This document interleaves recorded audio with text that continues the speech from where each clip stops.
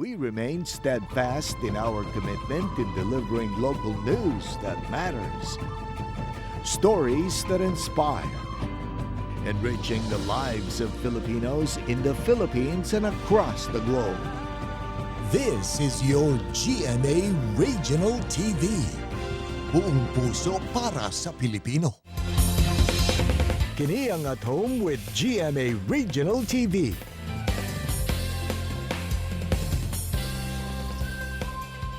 Mayong buntag, Southern Mindanao ug Caraga Region. Kini ang At Home with GMA Regional TV. Hatod damo mga importanteng balitang lokal sa Northern ug Western Mindanao. Kini ang pinakahalapad nga pagbalita gikan sa South Central Mindanao. Aniya na mga unang balita.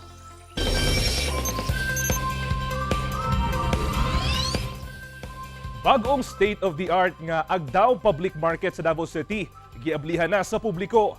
Gawas nga limpyo og sa mga pasilidad, pwede ang mall experience sa maong palengke. Ani ang report. Human ang kapin-upat ka tuig, opisyal na nga giablihan ang bagong Agdao Public Market sa Davao City. Ang maong state-of-the-art nga palengke, adunay tulo ka andana. Sa unang andana, nahimutang ang isdaan, karnihan, manukan, gulayan ug bugasan, dry goods, variety goods ug eatery sab sa ikaduhang andana. Anaa sab sa third floor ang commercial spaces, function hall ug conference room. Busa gikalipay kini sa mga vendor, tungod hapsay ug komportable na kini. Okay man siya. Kumusta ang sitwasyon ninyo dito? Gusto ba ang palit karon? Dili pa jud kaayo kay ganiha pa man ming buntag nagkuan na balhin. Yung mga suki, nakabalo na. Ang uban nakakita na, ang uban wala pa po. Sumala ni Evelyn Giliod, kung kaniadto hugaw og init ang ilang pwesto. Apan karon, hayahay na kini og limpyo. Gani matag karon og unya, adunay utility workers nga nagapanglimpyo sa salog aron limpyo kanunay ang palibot. Lahi gyud uy kay dito na mapaakan gani nga mamalingki mapaakag ilaga adlo kay dito hugaw. Lahi ra gyud diri nga mura nagdinato diri, mura nakasamol. Very nice kaayo akong feeling. Kaya naglibot-libot man mi. Ala lahi lang yun kaayo. Compare sa daan. Pang world class lang yun, number 1. Ang maong palengke ang adunay function hall nga makaakomodar og kapin 1,200 ka mga tao alang sa mga dagko nga event. Sa bagong Agdao Public Market, makumpleto daw ang mall nga experience tungod aduna kini elevator o walkalator nga magamit sa mga mamalingkihay, ilabi na mga PWD o senior citizen. Everything is in place naman, pero that's why we are here, no, to assess the situation and to address whatever issues and concerns that needs to be addressed based sa first day of the opening. Sa karon na naa sa 320 ka mga vendor ang nakabalhin na sa bagong palengke. Lauman ang 100% operational sa buong palengke sunod tuig. Kauban si Melchor Awing sa kamera. Ako si Kent Abrigana para sa At Home with GMA Regional TV. Alang sa mga residente sa Davao City nga giserbisyuhan sa Tugbok Water Supply System sa Davao City Water District nga magpondo na daan og tubig sanglit 24 oras nga mawad-an og supply sa tubig ang inyong lugar sugod karong adlaw. Gipahibalo sa Davao City Water District nga dunay ipahigayon nga scheduled water interruption gikan karong alas 9 sa buntag November 17 hangtod ugma sa alas 9 sa buntag November 18 sa mga lugar nga giserbisyuhan sa Tugbok Water Supply System. Apektado ang tanang lugar sa Barangay Katalunan Pequeño, Mintal, Santo Niño ug Matina Pangi. Lakip ang pipila ka lugar sa Barangay Tugbok, Katalunan Grande, Bago Galiera, Bago Oshiro ug ang Samansa Home Subdivision sa Bago Aplaya. Gipasabot sa DCWD nga gikinahanglan ang pag-shut off sa supply sa tubig tungod duna matud pa ipahigayon nga installation sa submersible deep well pump and motor para sa Tugbok Production Well number 9.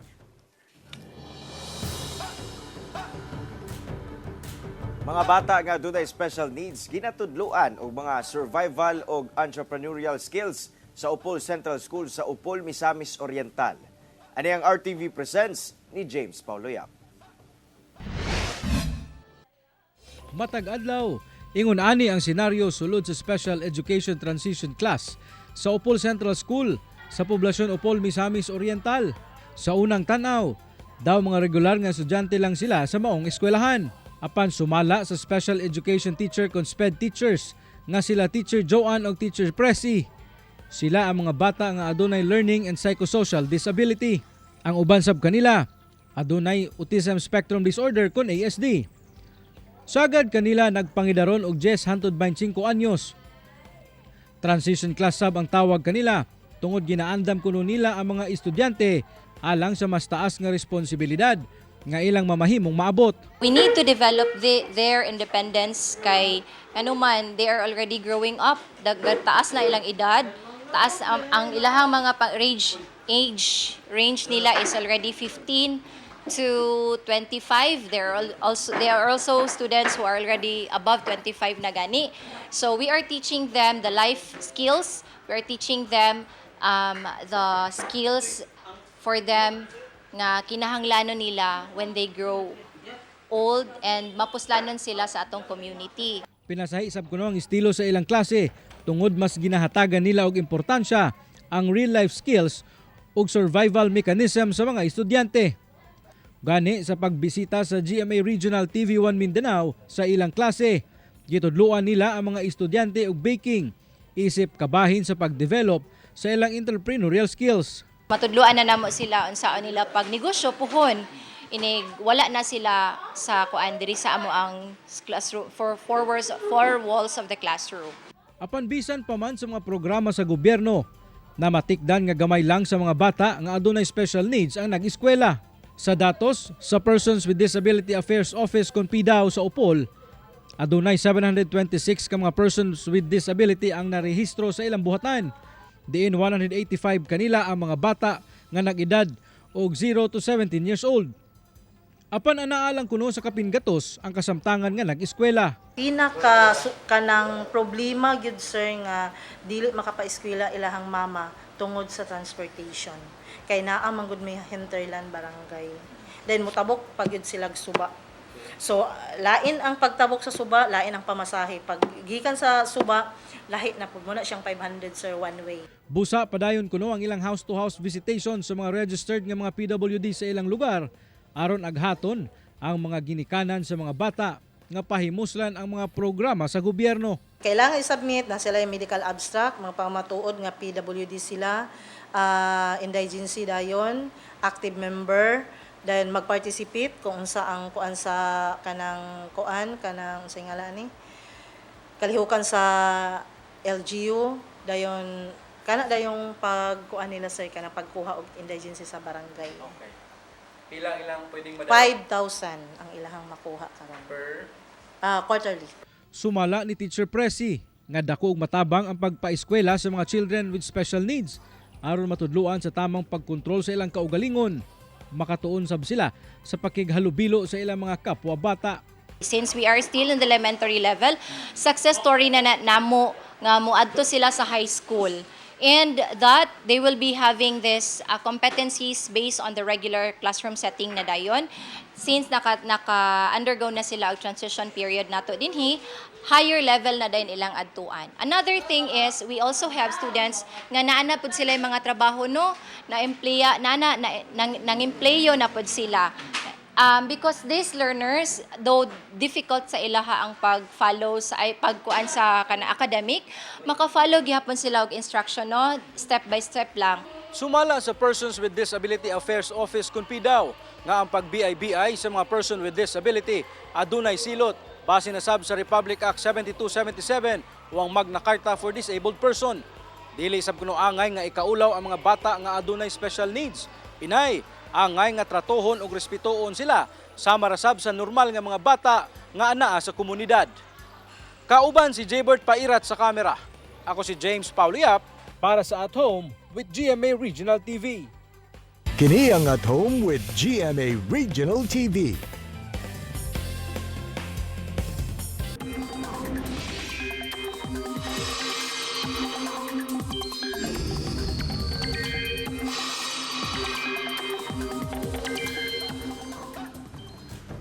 Mga kapuso, sa mga musunod nga oras, posibleng anaa na sulod sa Philippine Air of Responsibility ang ginabantayang low pressure area.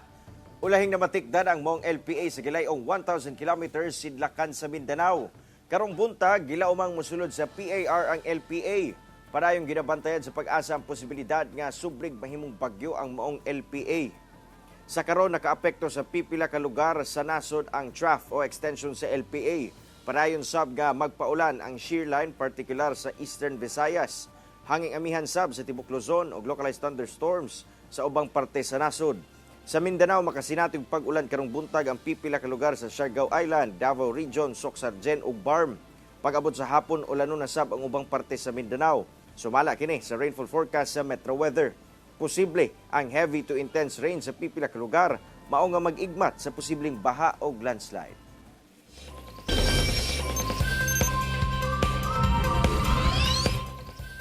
Annual Christmas Light Show, gipaygayon sa Royal Botanical Gardens sa London.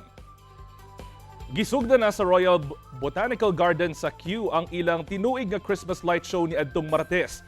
Ilang gipasundayag ang ilang bag-ong mga Christmas displays. Lakip dinhi ang 3-meter high illuminated flowers nga abot sa tree canopy ug ang ilang longest light tunnels nga nabuhat sa Christmas at Kew. Kinina ang ilang ika-11 katuig ug matag tuig, ginasiguro nilang exciting ang ilang displays nga malingaw gayud ang ilang mga bisita. Gipasigarbo sab sa heads of events of operations sa Kew ang ilang bag-ong ruta karon tuiga nga adunay 22 ka installations og 8 dinhi ang pulos bag-o nga wala pa makita sukad sa United Kingdom.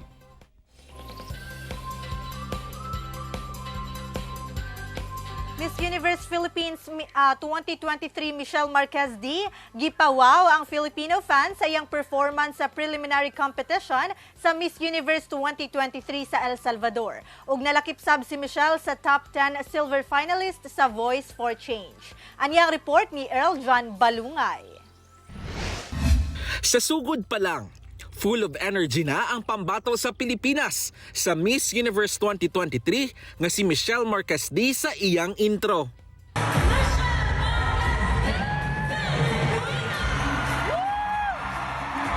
Mihugyaw sab ang Pinoy fans nga nananaw mismo sa event sa El Salvador. Sa swimsuit competition round, dito na mas gipakita ni Michelle ang iyang confidence sa red nga swimsuit. Gani daghan ang napawaw sa iyang pasarela. Pag-abot sa evening gown, head turner sab si Michelle sa iyang green gown nga gihimo sa Filipino designer nga si Mark Baumgartner. LG ug elegant ang atake ni Michelle sumala sa fans. Nalakip sab si Michelle sa top 10 silver finalist sa Voice for Change. Kauban ang nasud Angola, Brazil, Chile, Lebanon, Puerto Rico, Singapore, South Africa, Ukraine ug Zimbabwe. Busa mga kapuso, atong padayong suportahan si Michelle sa iyang journey sa Miss Universe. Ang Coronation Night ipahigayon sa Domingo, November 19, oras sa Pilipinas. Ako si Earl John Balungay para sa At Home with GMA Regional TV.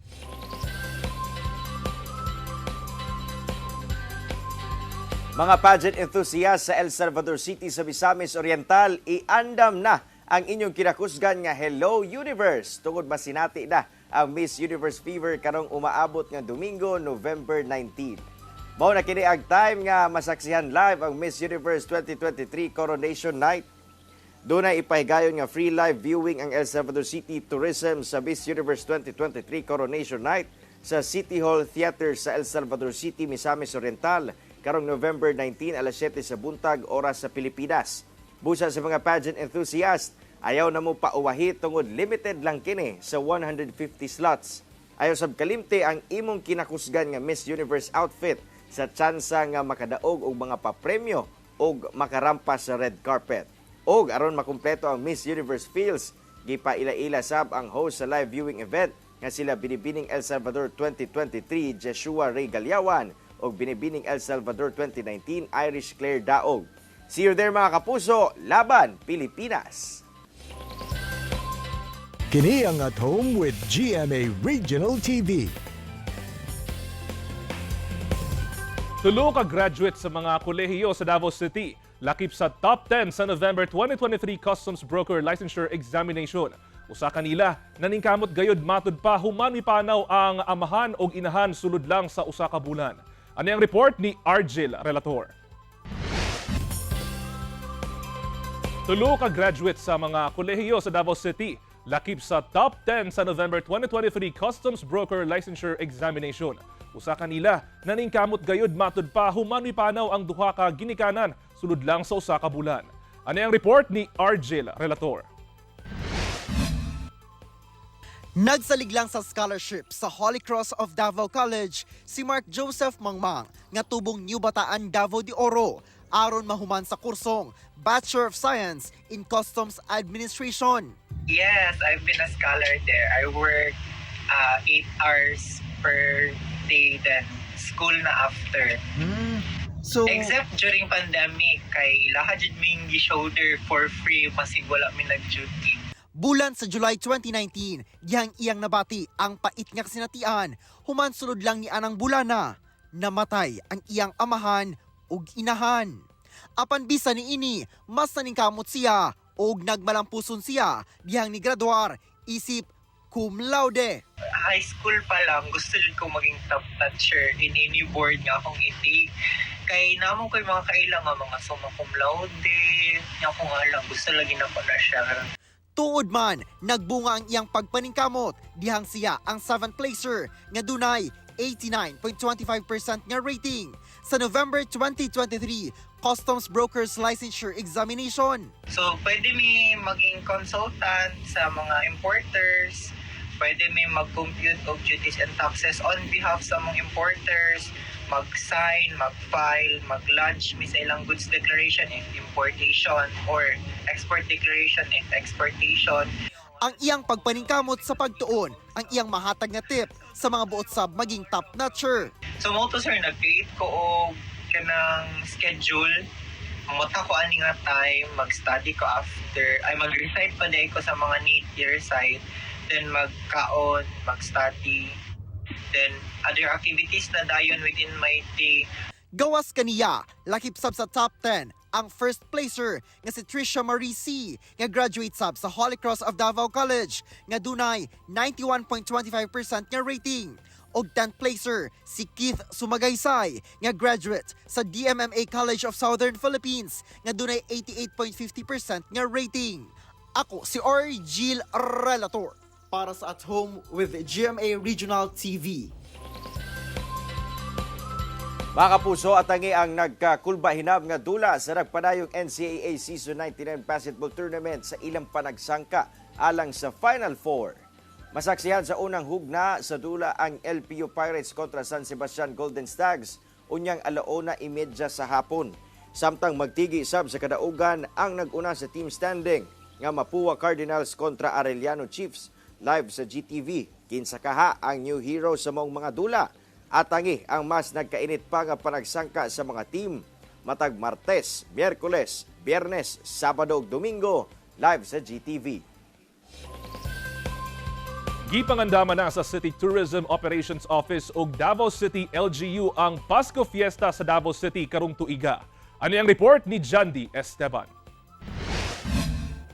Karong Desyembre 28 ang opening sa Pasko Fiesta sa Davao City. Kini ang usa sa mga ginaatangan nga event kada tuig sa Dakbayan. Sumala sa Davao City Tourism Operations Office nga 42 million pesos ang budget sa maong event karong tuiga. Ang theme nato for this year is the warmth of love, the radiance of joy. Ang colors na atong gina-work on is red and white. So ang ato ang mga decorations nag-start na siya karon. In fact, ang ato ang mga banners na ongoing installation and hopefully ang ato ang mga parol, ang atong mga stars is also red and white. Ang ato ang decoration in front of the City Hall will be done and this will set a tone of our Christmas. Nakaandam na sa habang listahan sa mga aktibidad. Ang bagong aktibidad nga idugang mao ang parada sa Pasko o Christmas Float Competition dungan sa Banda Dasik, ngay paygayon sa Disyembre 22. So parada sa Pasko this is a Christmas float competition na open for individuals, open for companies. na they have to interpret their own Christmas through float. Dunasay, paghinugyaw, sugat sa bagong tuig sa Disyembre 31 sa Rojas. Samtang 1 million tourist arrivals na ang natala sa syudad sukad Enero hangtod bulan sa Oktubre. Kumpiyansa ang City Tourism Operations Office nga makabot niini ang target nga 1.3 million tourist arrivals sa tuig 2023. We are also banking for December. December is coming home. December is a celebration. December is anticipation na this is the best month of the year. So we are expecting na ang traffic of coming home not only within the Philippines but from outside the country to be with the family would also increase, and parties as well. So ang atong mais consistent na siya na maging dako na factor to contribute the arrivals. Kauban si Jojo Solarte sa kamera. Ako si Jandy Esteban para sa At Home with GMA Regional TV. Talagsaong aerial courtship sa duha ka agila ang nasiplatan sa Mount Apo Nature Park sa bahin sa Cotabato. To the highest level gayod ang pagpanguyab o mating ni ining duha ka agila nga daw nagsayaw-sayaw samtang nagtuyok-tuyok paubos sa kalangitan og nagdikit pa ang ilang talons. Ang maong litrato kuha sa Protected Area Management Office sa Mount Apo Nature Park sa bahin sa Cotabato atol sa ilang monitoring. Sumala sa DENR. Kasagaran nga mahitabo ang maong mating ritual matag Oktubre hangtod Disyembre nga maoy breeding season. Ang presensya sa duha ka agila nagpasabot lang matud pa nga ana sa maayong kondisyon ang Mount Apo kung asa adunay makita nga insaktong nesting sites ug prey species ang mga apex predator susama sa Philippine eagle. Busa mas gipakusugan karon sa DENR ang pagpreserba ug pagprotekta sa kinaiyahan aron masalbar ang mga critically endangered nga Philippine eagle. Mga kapuso, 38 days na lang, Pasko na!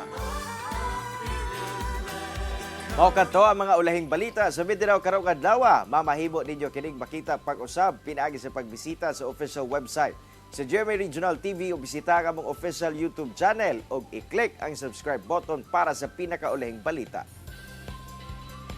Daghang salamat sa atong mga kapuso sa Mindanao nga nagalantaw kanamo ug sa atong mga kapuso abroad. Padayon lang sa pagtutok sa mga lokal nga balita matag adlaw tungod sa GMA Regional TV, Local News Matters. Kami sa At Home with GMA Regional TV. Tibuok puwersa para sa mas dakong misyon ug mas salapad nga pagserbisyo sa nasod.